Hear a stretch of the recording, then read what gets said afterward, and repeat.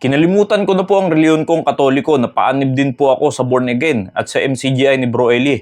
Ngunit may mga aral akong di sang-ayon sa katuruan nila. Kaya sa ngayon, hindi ko po alam kung saan ako magsisimba. Ano po bang reliyon kinaaniban ni Kristo Jesus? Doon ko po gusto magsimba. Pakisagot, salamat. Paano tayo makikipagkatipon kung alam natin na salungat sa Biblia ang aral?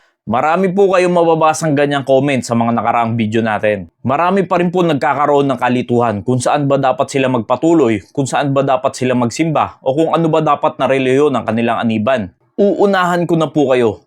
Kahit saan kayo magpunta, wala kayong makikitang perfect na simbahan. At wala kayong makikitang perpektong pastor o kung sino man ang nangangasiwa sa inyong gawain. Dahil habang tayo ay nasa laman pa, ay pwede pa rin tayo makagawa ng kasalanan. Dahil wala pa tayo sa glorified body. Dahil kahit sino pa ang nangangasiwa sa gawain, ay tao din po yan at pwede rin silang magkasala.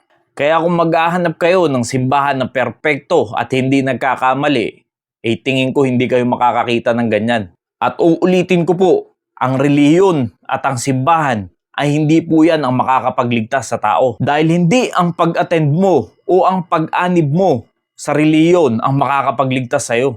Dahil kahit gaano ka pa kareliyoso at lagi ka nagsisimba kada linggo, kung wala ka namang Kristo, ay hindi ka pa rin maliligtas. Now, bibigyan ko po kayo ng hamon dahil alam ko karamihan sa inyo ay meron ng kinabibilangan na simbahan. Ang una nyo po dapat suriin ay kung yan ba ay nagtuturo ng kaligtasan sa pamamagitan ng pananampalataya sa Panginoong Hesukristo. At yan ay mababasa nyo naman sa Ephesians 2 verse 8, "For by grace are you saved through faith." Na hindi yung nagtuturo na dapat ikaw ay umanib sa reliyon para maligtas. Dahil ang tanging daan sa kaligtasan ay ang Panginoong Hesukristo, hindi ang relihiyon.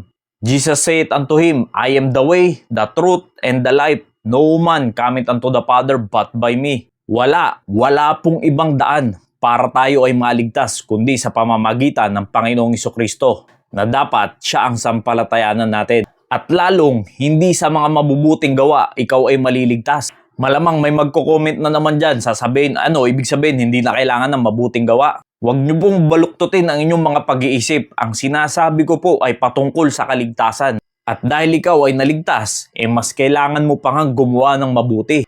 Hindi mo kailangan gumawa ng mabuti para ikaw ay maligtas. Kundi kaya kagagawa ng mabuti, ikaw ay naligtas. For by grace are you saved through faith, and that not of yourselves, it is the gift of God, not of works, lest any man should boast. Alam nyo kung bakit hindi sa mga mabubuting gawa kung bakit ikaw ay naligtas? Dahil pwede mo yan ipagmalaki, pwede mo yan ipagyabang sa Diyos, pero ang katotohanan, wala tayong kayang ipagmalaki sa Diyos. Hindi nga natin kayang iligtas ang ating sarili tapos sasabihin natin dahil sa mabuting gawa kaya tayo maliligtas. Hindi nga rin natin kayang linisin ang ating sarili sa ating mga kasalanan. Sino ba ang kayang magtubos ng kanyang kaluluwa? Wala kahit isa, kundi ang Panginoong Hesukristo lamang.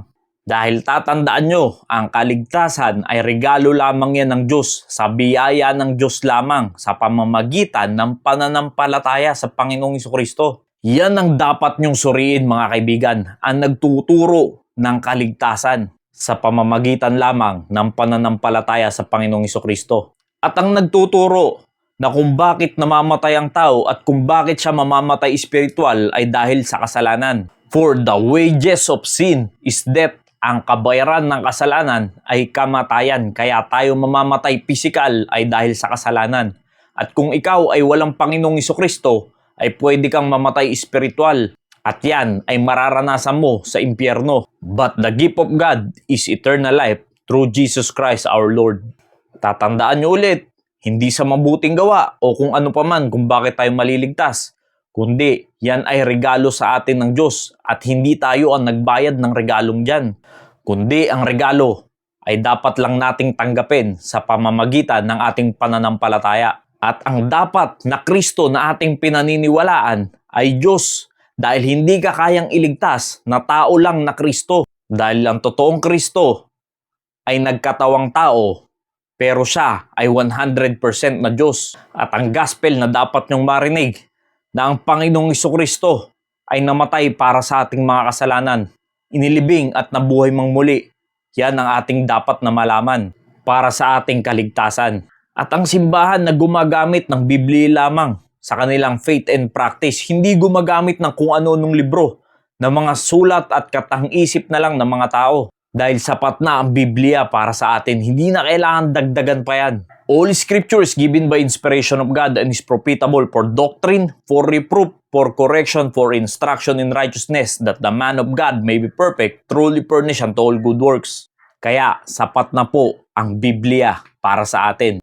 Kahit yan lang dalawa muna ang inyong tignan, pero ang napaka-importante yung una, patungkol sa kaligtasan. Dahil pagdating sa ibang scripture, napakarami ng samot-saring debate dyan. Kaya ang hindi na nakikita ng karamihan ay yung mismong main point ng Biblia, ang ating kaligtasan, sa pamamagitan ng Panginoong Hesukristo. Dahil marami dyan, debate ng debate, hindi naman pala alam ang totoong kaligtasan. At ang masaklap dyan, debate ka ng debate, hindi ka pa pala ligtas. Kaya comment down below kung meron kayong nakitang ganyan nagtuturo ng kaligtasan at patungkol sa kamatayan at ang gamit lamang ay Biblia. Or kung ganyan ba ang turo sa inyo, lagay nyo po sa baba ang pangalan ng inyong simbahan. Nawa, naging malinaw po. Maraming salamat and God bless you all.